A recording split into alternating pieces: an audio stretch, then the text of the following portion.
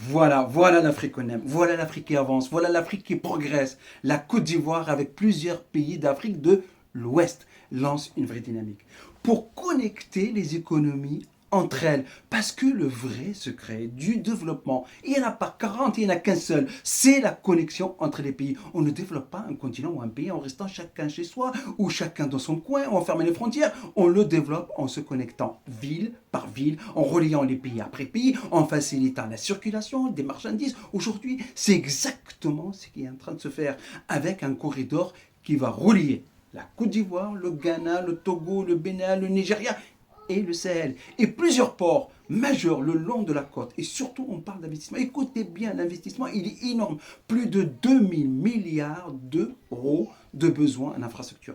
Routes, ports, chemin de fer. Tout est pensé pour construire un vrai marché africain.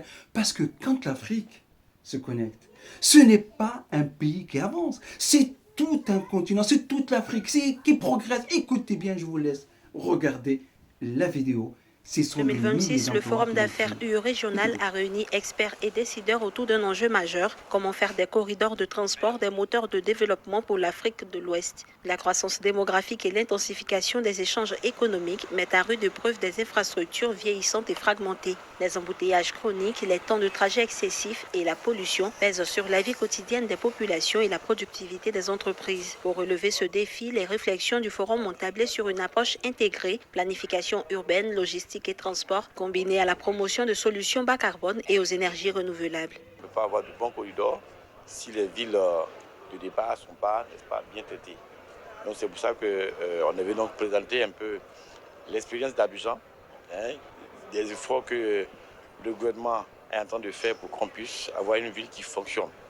Parce que 90% des richesses du pays sont pratiquement issues un peu au niveau de l'entreprise à Abidjan.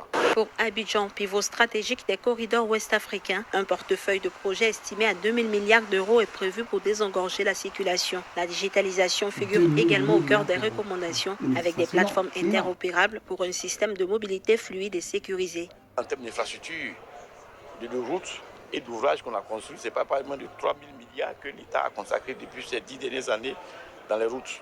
Et dans les services de transport qu'on est en train de faire là, le métro plus le BRT, tous ces éléments-là, ce n'est pas moins de 2 000 milliards aussi qu'on est en train de mettre dedans.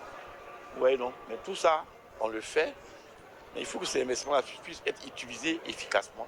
Il faut qu'on respecte le minimum de règles de la circulation. Des experts insistent sur la Ça, on levée a des tous. barrières non tarifaires et